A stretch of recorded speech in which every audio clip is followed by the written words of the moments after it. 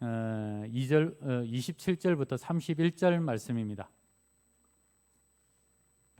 마태복음 27장 27절부터 31절 말씀, 우리 한 절씩 교독하도록 하겠습니다. 이에 총독의 군병들이 예수를 데리고 관정 안으로 들어가서 온 군대를 그에게로 모으고 가시관을 엮어 그 머리에 씌우고 갈대를 그 오른손에 들리고 그 앞에서 무릎을 꿇고 희롱하여 이르되 유대인의 왕이여 평안할지어다 하며,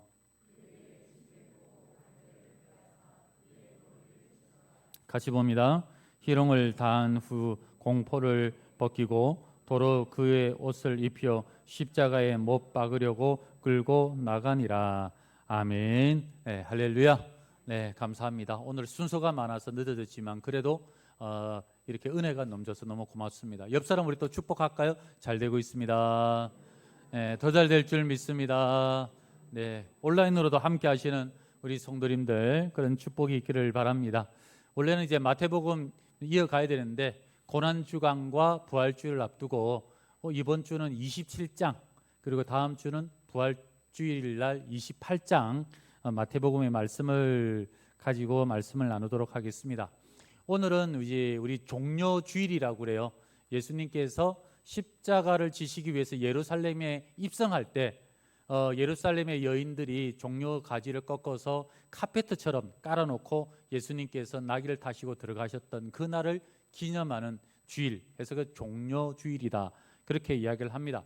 우리가 평소에는 예수님의 고난을 잊더라도 이번 한 주간만큼은 우리 일반적으로 예수님의 고난을 묵상하며 그렇게 보내게 됩니다.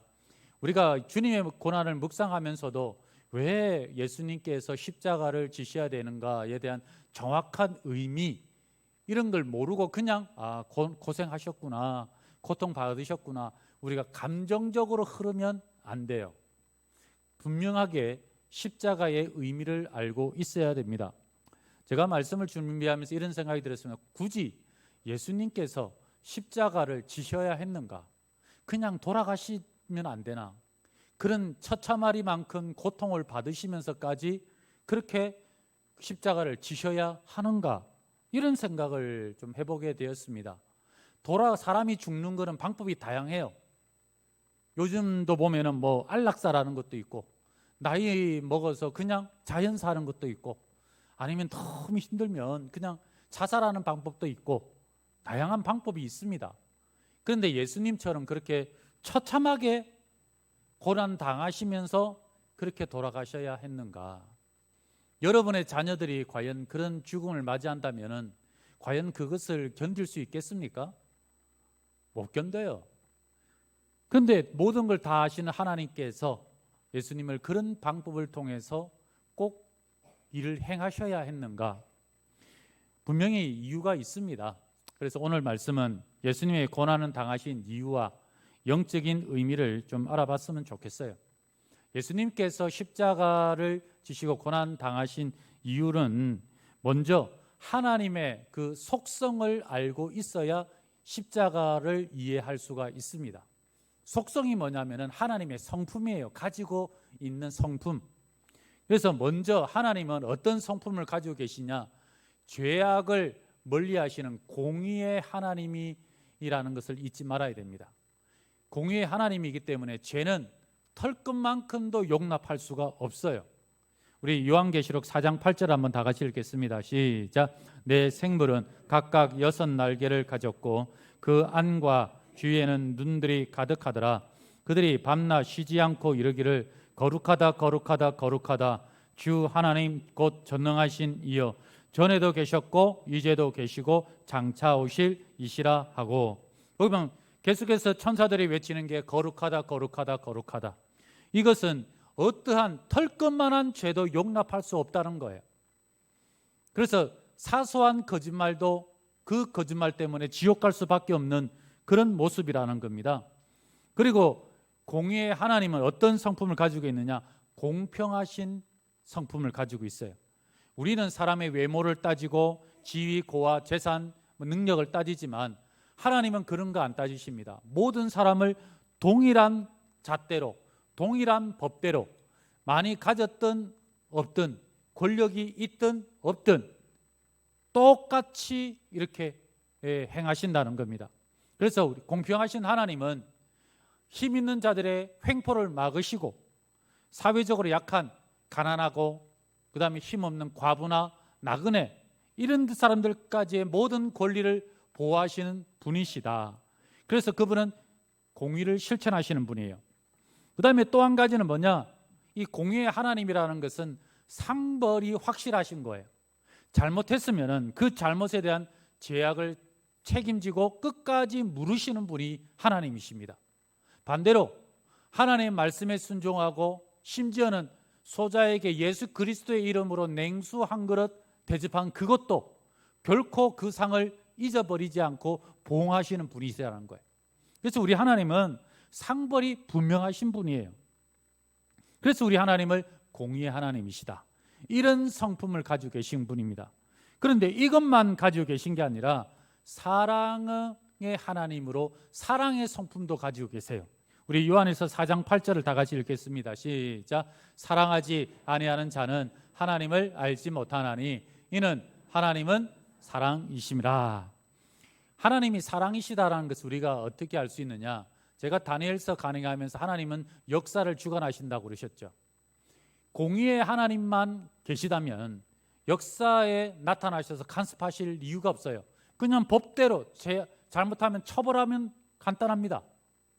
그런데 하나님은 사랑의 성품을 가지고 계시기 때문에, 그래서 역사 가운데 나타나셔서 때로는 하나님의 뜻을 돌이키기도 하시고, 우리의 기도를 들으시고 응답도 하시기도 하고, 이 모든 것들이 사랑이 있으시기 때문에 계획을 바꾸시는 거예요. 너무 놀랍지 않습니까? 이게 하나님의 사랑이에요. 그래서 이 하나님의 사랑을 보면 어떤 사랑이냐, 무조건적인 사랑, 우리 아가페라고 그러죠. 그 하나님의 사랑은 우리는 선택과 조건과 자격을 따집니다. 그렇지만 하나님은 그런 거 없어요. 그냥 이유 없이 사랑하십니다. 조건 없이 사랑해요. 여러분, 가정에 보면은 애완견, 애완묘, 이렇게 강아지나 고양이를 키우죠. 우리가 왜 강아지 예쁘기도 하지만은 강아지는 주인을 따라요. 어떻게 따르느냐, 주인이 잘생기든 못생기든, 돈이 많든 적든 구별을 합니까 안 합니까? 그런 거 없어요. 그냥 밥 주면 주인인 줄 알고 그냥 좋아해요. 예. 부모가 장애가 있어도 그래도 상관없이 강아지는 좋아하고 사랑합니다. 그런 것처럼 우리 하나님은 이런 것 저런 것 따지지 않고 변함없이 끝까지 포기하지 않고 사랑하신다. 그 다음에 하나님은 긍휼과 자비가 있다는 거예요. 긍휼과 자비라는 게 뭐냐면은, 사람이 잘못하더라도 어떻게 하면 저 사람을 용서할까? 어떻게 하면 저 사람을 좀 봐줄까? 어떻게 하면 저 사람에게 또 한 번의 기회를 더 줄까? 그게 긍휼과 자비예요. 이게 하나님의 사랑 가운데서 이렇게 그냥 올라오는 겁니다. 근데 여기서 보면 이제 딜레마에 빠지죠. 뭐가 딜레마냐? 공의를 지키자니 사랑이 무너지고, 사랑을 따르자니 그럼 공의가 무너지는 거예요. 이러지도 못하고 저러지도 못하는 이런 딜레마가 생기게 된 겁니다. 그래서 이 문제를 해결하시기 위해서 예수님이 대신 이 땅에 오셔서 우리 죄를 지시기 위해서 십자가에 돌아가신 거예요. 이렇게 이해하시면 돼요. 한 나라에 왕이 있었습니다. 그 사람은 공명정대하기로 유명한 훌륭한 왕이었어요. 어느 날 법을 만들었습니다. 우리나라에 국고를 축내면은 채찍 40대에 처하겠다. 그래서 이렇게 있는데 어느 날 보고가 들어와요. 한 사람이 국고를 축내고 있습니다. 국고를 빼돌립니다. 그러냐, 당장 잡아와라. 근데 잡아왔는데 자신의 노모 어머니셨어요. 그때 온 백성들이 그걸 지켜봅니다. 왕이 어떻게 하실까? 어떻게 하실까? 참 어렵죠. 공의를 지키자니 부모님에 대한 사랑이 무너지고, 사랑을 실천하자니 이 공의가 무너지고, 이거 어떻게 해야 될까? 결국 재판날이 되었습니다. 범죄석에 어머니를 앉혀놓고 재판장이 왕이 이야기합니다. 법대로 집행해라. 채찍 40대를 지금 당장 집행해라. 그래서 왕이 명령이니 집행관이 어쩔 수 없이 높이 채찍을 들고 때리는 순간 잠깐, 그리고 왕이 달려 내려가서 어머니를 안고 그리고 하는 말이 이제 내리쳐라. 왕이 대신해서 40대의 채찍을 맞았다는 거예요. 이게 바로 공의와 그리고 사랑에 대한 정확한 표현입니다. 우리가 형벌을 받아야 되는데 그게 안 되니까, 너무 하면은 죽으니까 예수님이 대신 우리를 대신해서 형벌을 받으신 거예요. 여기에 예수님의 사랑의 속성 중에 희생이라고 하는 속성이 드러납니다. 사단은 뭘 모르느냐? 이 희생, 영어로 보면 sacrifice라고 합니다. 이거를 몰라요. 그러다 보니까 사단은 인간이 지옥 가고 멸망하고 지옥같이 살고 무너지고 이런 거를 바라는 거예요.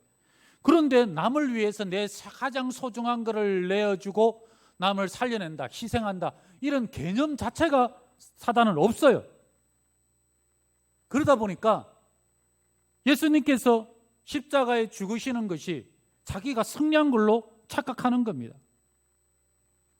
예수님께서 십자가에 죽으신 것은 바로 우리의 모든 죄를 사하시기 위해서 희생하신 거예요. 이거는 하나님의 속성이기 때문에, 성품이기 때문에 어쩔 수 없는 거예요. 하나님은 그렇게 하실 수밖에 없는 분이에요. 우리 하나님은 이슬람이나 아니면 다른 종교와 같이 고약하고 나쁜 그리스 로마 시대에 나오는 그런 신화에 나오는 그런 신처럼 그런 신이 아니에요. 진짜 살아계신 참 신이라는 게 여기에 드러나는 겁니다. 공의와 사랑을 가지고 계셔서 우리를 위해서 어쩔 수 없이 내줄 수밖에 없는 그런 분이시 바로 우리 하나님이셨다. 우리가 이 사랑을 깨달아야 되는 거예요. 그뿐만 아니라 우리 하나님의 사랑은 어디가 끝이냐면은 단순하게 그래 너 죄 받은데 무죄 땅땅땅 이걸로 끝난 게 아니고요. 그걸로 끝난 게 아니라 여기에 더 나아가서 하나님은 우리를 내 아들이라, 내 친구라, 내 자녀라 양자로 입적하셨다는 거예요. 그래서 하나님께서는 죄 사함으로 끝나는 게 아니라 내 아들로 삼으시고 그 다음부터 나와 함께 관계하고 교제하고 함께하기를 원하셨던 거예요. 이 말씀은 제가 다음에 좀 더 마태복음을 하면서 자세히 말씀드리도록 하겠습니다. 그래서 사단은 하나님의 사랑이 뭔지를 몰라요. 그리고 십자가에서 예수님 죽으시는 걸 보면서 자신은 승리한 걸로 착각한 거죠. 야, 드디어 내가 이겼구나. 마태복음 전체 스토리를 보면은 우리 지난주에 말씀드린 초반부는 준비기입니다. 예수님의 탄생과 시험 당하시는 거. 그 다음에 나오는 게 예수님께서 이제 5대 강화라고 해서 다니시면서 병자를 고치고 복음을 전파하세요. 그러니까 이제 모든 사람들이 예수님 따라다니면서 이제 임금으로 추앙하려고 합니다. 그러니까 사단이 생각하는 게 맞아. 저 예수님만 죽으면 이제 내가 승리할 수 있는 거야. 죽이면 끝이야. 이렇게 생각했던 거예요. 그리고 사람들도 예수님을 왕으로 모시고 이 종려주일 날 막 예루살렘 이성할 때 이제 왕으로 오시는구나 착각했습니다. 그런데 예수님께서 십자가에 죽으신 거예요. 와, 너무 신난다. 이제 나를 대적할 자 아무도 없구나. 다 제거해버린 거죠. 그런데 예수님께서 십자가에 죽으신 이유가 단순하게 오셔서 그냥 죽으셨다면은 이걸로 끝이에요. 그러나 예수님이 우리의 죄를 대신 지시고 십자가에 죽으셨기 때문에 다음 주 부활하시게 된 겁니다. 우리에 대한 대속적인 죽음이 아니었다면, 우리의 죄를 지시고 죽으시지 않으셨다면 십자가의 부활도 없었을 거예요. 사단은 이겼다고 승리를 노래하고 자축했겠지만은, 그러나 예수님께서 다시 부활하심을 통하여서 뭐예요? 이긴 게 아니라 내가 졌다라는 것을 깨닫게 됐겠죠. 바로 주님께서 우리를 위해 죽으신 이유가 바로 여기에 분명히 드러나고 있는 겁니다.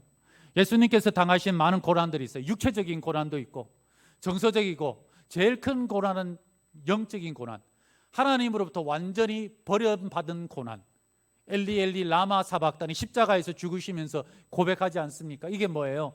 예수님, 하나님 나의 하나님 어찌하여 나를 버리셨나이까? 한 번도 예수님은 하나님으로부터 버림받은 기억이 없어요. 왜냐하면 삼위일체 하나님께서는 내적으로 하나님과 예수님과 성령님이 내적으로 하나세요. 완전한 연합을 이루신 분이세요. 그런데 이 순간만큼은 하나님으로부터 완전히 버림받은 그 충격, 그 아픔, 그 말할 수 없는 그것을 경험하셨던 분이에요. 왜? 우리의 죄를 위해서. 원래는 우리가 하나님으로부터 버림받아야 되는데 주님께서 우리를 위해서 버림받으셨다. 그래서 예수님께서 그냥 죽으시면 안 돼요. 처절한 고통을 받으셔야 됩니다. 왜 그렇게 하셔야 되냐? 이사야 53장 5절 한번 같이 읽겠습니다. 시작. 그가 찔림은 상함은 우리의 죄악 때문이라. 그가 징계를 받음으로 우리는 평화를 누리고 그가 채찍에 맞음으로 우리는 나음을 받았도다. 예수님께 십자가를 주셨기 때문에 우리가 이렇게 평안하고 기쁨과 감사가 즐거움으로 이렇게 살아갈 수가 있게 되는 거예요. 옛날에 보면은 겨울철 날 때, 저도 어렸을 때 그랬습니다.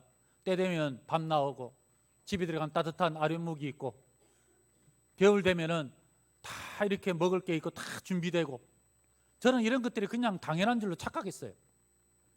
그런데 나이를 먹고 돈을 벌고 하다 보니까 여러분 어때요? 그 모든 것들이 다 뒤에서 부모님이 다 먹을 거 입을 거 다 해가지고 수고로이 벌어가지고 했던 거 아닙니까? 특별히 저희 아버님은 사업에 실패하고 사고 때문에, 그래서 제가 부산으로 유학을 갔어요. 어린 시절에. 그래서 뭘 하셨느냐? 저희 아버님은 노가다 하셨어요. 공사판에서 노가다 하실 수 있는 기술이 없었으니까. 그래서 뭐 이렇게 질통이라고도 이렇게 통 들고 옛날에 들고 날라 시멘트 나르고 그 일을 하셨어요. 그 수고해서 한 걸로 겨울 났던 거예요. 제가 어렸을 때 여러분들 그걸 알아요?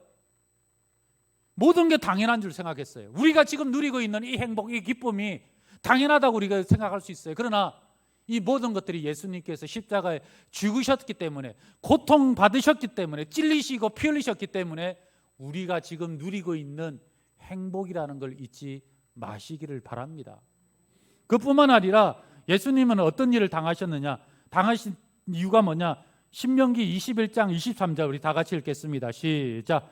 그 시체를 나무 위에 밤새도록 두지 말고 장사하여 내 하나님 여호와께서 내게 기업으로 주시는 땅을 더럽히지 말라. 나무에 달린 자는 하나님께 저주를 받았음이니라. 보통은 이렇게 안 하는데 왜 나무에 다느냐? 아주 흉악범들, 우리나라도 보면은 진짜 뭐 역적 이런 거는 남대문 앞에 목매에 달아놓고 이랬잖아요. 이러면 아시잖아요. 그런 자들이, 그렇지만 저녁 이후까지는 두지 말라고 그랬거든요. 그러니까 나무에 달렸다라는 건 뭐냐면 이건 너무 큰 죄를 지었기 때문에 이 사람들은 흉악범이야. 이 사람들은 하나님한테 저주를 받은 사람들이야. 그게 이 말씀이에요. 그러면서 경각심을 주기도 했겠죠. 이런 짓 하지 말라고. 그런데 여기에 대해서 사도 바울 선생님이 뭐라고 해석을 하느냐면 갈라디아서 3장 13절이에요. 다 같이 읽겠습니다. 시작. 그리스도께서 우리를 위하여 저주를 받은 바 되사 율법의 저주에서 우리를 속량하셨으니 기록된 바 나무에 달린 자마다 저주 아래 있는 자라 하였음이라. 예수님이 십자가에 달린 이것은 그 당시 로마 시대의 형벌이잖아요. 로마 군인들 입장에서 그냥 십자가에 달려 죽었어. 그렇지만 유대인들이 바라보는 입장은 뭐예요?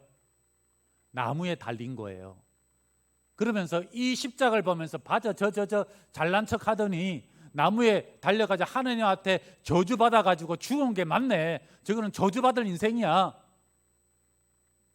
예수님이 그렇게 십자가에 달린 이유가 뭐냐? 우리가 받아야 될 저주를 예수님이 대신 저주를 받으신 거예요.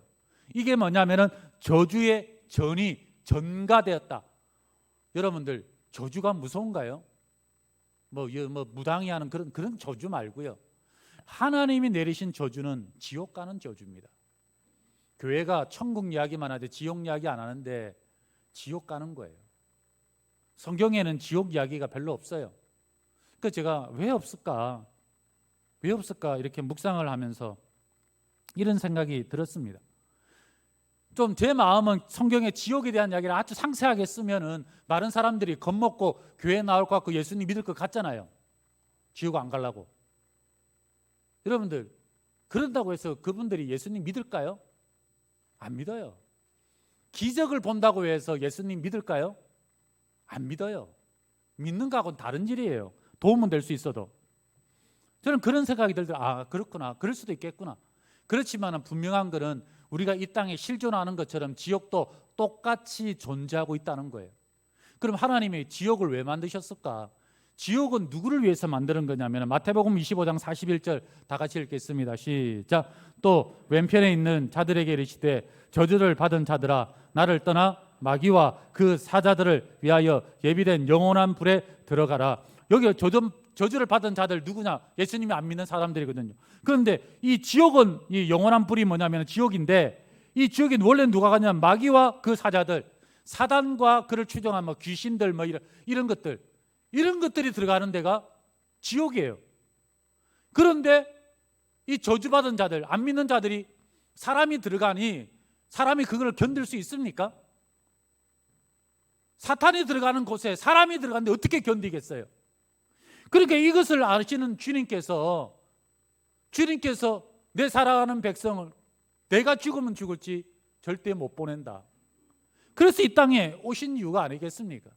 그래서 일부러 대신 그 저주를 지시기 위해서 그냥 죽으시면 안 돼요. 살점이 찢겨 나가야 되고 머리에 가시관 깊이 박혀야 되고 피를 다 흘리셔야 되고 십자가에서 못 박혀가지고 물과 피를 다 쏟고 그래서 그냥 죽으시는 게 아니라 처참하리만큼 그렇게 죽으셔야지만이 우리의 구원을 이룰 수 있기 때문에 그래서 죽으신 거 아니겠습니까? 우리가 너무 이 십자가를 너무 가볍게 여기고 마치 강 건너 불교등 하듯이 그 나하고 상관없는 거 뭐 예수님 당하셨대 이 정도로만 생각하는 거예요. 원래는 우리가 당해야 돼요. 내가 당해야 되는 거예요. 그런데 예수님께서 어쩔 수 없이 하나님께서 어쩔 수 없이 그냥 우리를 너무 사랑하셔서 예수님을 보내셨던 것입니다. 그렇기 때문에 우리는 이제부터는 주님의 고난에 동참하는 삶을 살아야 돼요. 예수님 부인하는 삶을 살면 안 됩니다. 어제도 신방하고 점심을 같이 먹으면서 식당에 갔어요. 식당이 넓었습니다. 그래서 유시민 봤어요. 적어도 저 가득 차 있는 사람들 중에 3분의 1은 교회 다닐 사람들일 텐데. 그런데 식사하면서 기도하는 분 한 번도 못 봤어요. 기도하시는 분이 없어요. 분명히 3분의 1은 교회 다니실 텐데. 밥 한 끼 놓고도 예수님께 감사하면서 이것 하나 놓고도 기도 못하는 이게 우리의 모습 아니겠습니까? 과연 우리가 예수님 그렇게 십자가에 죽으시고 고통 당하셨는데 우리가 과연 얼마나 주님의 십자가를 인정하고 정말 손해보고 살까? 얼마나 예수님의 십자가를 드러내면서 살까? 참 부끄럽지 않습니까? 이를 어떻게 우리가 얼마나 그러고 있습니까? 사도 바울은 이렇게 고백합니다. 골로새서 1장 24절 다 같이 읽겠습니다. 시작. 나는 이제 너희를 위하여 받는 괴로움을 기뻐하고 그리스도의 남은 고난을 그의 몸된 교회를 위하여 내 육체에 채우노라. 사도 바울의 이 그리스도의 남은 고난이라고 해서 예수님이 뭐 고난이 남았다 그건 아니에요. 십자가에서 다 이루셨다 말씀하셨으니까. 하지만 그는 예수님의 남은 고난이라고 여기고 여기서 말하는 게 뭐냐면은 선교적 고난, 주의 복음을 위하여서 내가 기꺼이 다니겠다. 하나님이 세우신 그 교회를 위해서 기꺼이 나는 매 맞기도 하고 도망 다니기도 하고 배고파 굶주리기도 하고 파선하는 배에 있기도 하고 잠 못 자기도 하고 그래도 나는 기꺼이 내 육체에 채우겠다. 정말 우리가 이런 마음이 있어야 되지 않겠습니까? 우리 선교사님 볼 때 아까 제가 참 가슴에 좀 그랬던 게 마을에 사시다가 그 집으로 이사 가셨다잖아요. 보니까 우리 지금 보면 이제 슬라브 집이잖아요. 그런데 지은 지가 무슨 신축도 아니고 구축이잖아요. 오래된 거. 그거 보고도 좋아하시잖아요. 그동안 20몇 년을 갔다가 어떻게 사셨겠어요? 마을에서. 얼마나 힘들게 사셨겠어요? 그래서 한 번도 싫다고 어렵다고 이야기 안 하시고 오늘도 뭐 이야기 나누니까 그냥 감사 기쁨으로 뭐 후원해 주시고 이렇게 기도해 주시고 감사하다고 그러시고 선교사님이라고 따뜻한 방에서 맛있는 뷔페 가가지고 먹고 싶은 거 드시면서 왜 드시고 싶지 않으시겠어요? 그런데 그 육체를 채우시는 거예요. 남은 그 고난을. 우리는 어떻게 하고 있는가? 정말 주님의 그 남은 고난을 위해서 우리가 얼마나 포기하고 있는가? 우리 고난주간 한 주간 동안 살면서 적어도 1년에 한 주 정도는 이런 묵상하기를 소망합니다. 아프리카 찾아가가지고 뭐 이슬람 속에서 지내시라는 건 아니지만 적어도 한 번 정도는 고난이 뭔지 묵상하고 나는 지금 예수님을 얼마나 부인하고 있는가, 인정하는 삶을 살고 있는가 돌아봐야 되지 않겠습니까? 저 우리 성도님들 한 주간 동안 정말 주의 복음을 위하여, 몸된 교회를 위하여 주님을 인정하는 삶 살아가시길 소망합니다. 남은 고난을 육체에 채워가는 그런 삶, 그런 삶을 통하여서 정말 우리 이 고난 주간을 의미 있고 뜻 있는 시간으로 보내시기를 예수 그리스도의 이름으로 축원합니다. 축원합니다. 우리 함께 자리에 일어나셔서 우리 찬양 부르시고 우리 합심해서 기도하시고 결단 기도하고 그 다음에 우리 축도를 마치겠습니다. 나의 만족과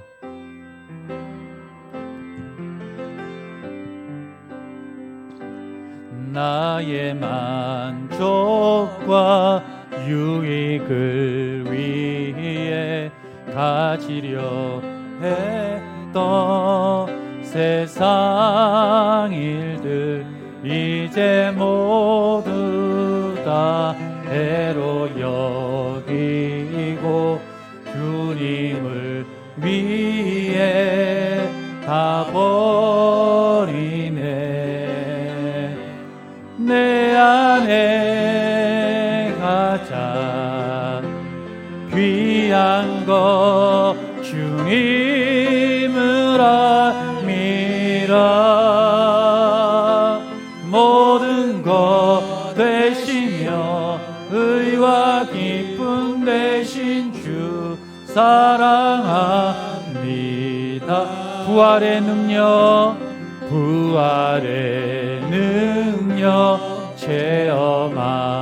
체험하면서 주의 고난에 동참하고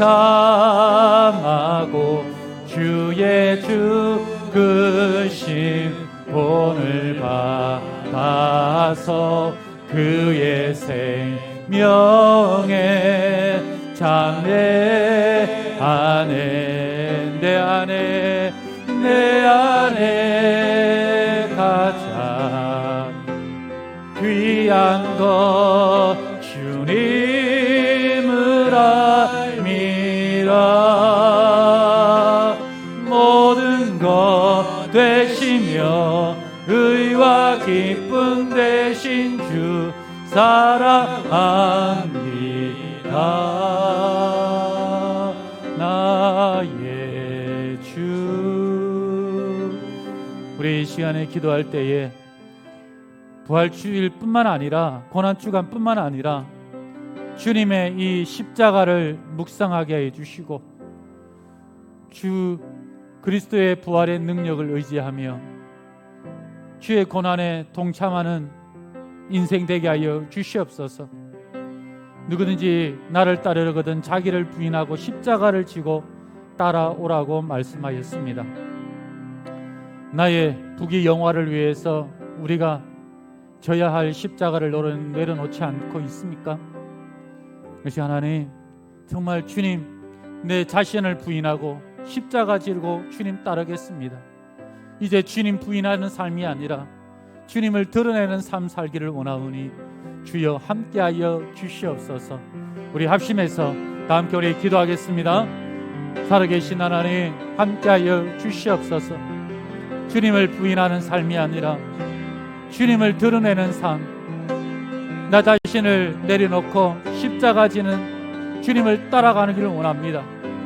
아버지 하나님, 주님의 고난에 동참하는 삶 살기를 원하오니 주여 함께하여 주시고 주님의 은혜를 체험하게 하여 주시옵시고 지키시고 상하신 그분을 다시 한 번 더 묵상하며 아버지 하나님 이 길 가기를 원하오니 주 여호와 하나님께서 함께하여 주시고 도와주시고 돌보아 주시고 주여 축복하여 주시옵소서. 함께하여 주시옵소서.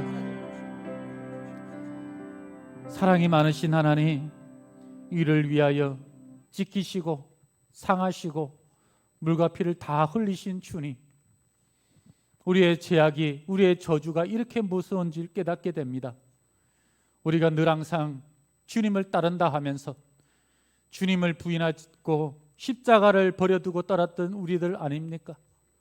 이제 자기 자신을 나를 부인하고 십자가 지고 주님의 고난에 동참하는 인생, 밥 한 끼 놓고도 주님을 부인하는 이 연약한 우리를 변화시켜 주시사 십자가 지고 복음 전하며 주의 교회를 세워가며 주의 고난에 동참하는 그런 인생 살게 주님 축복하여 주시옵소서.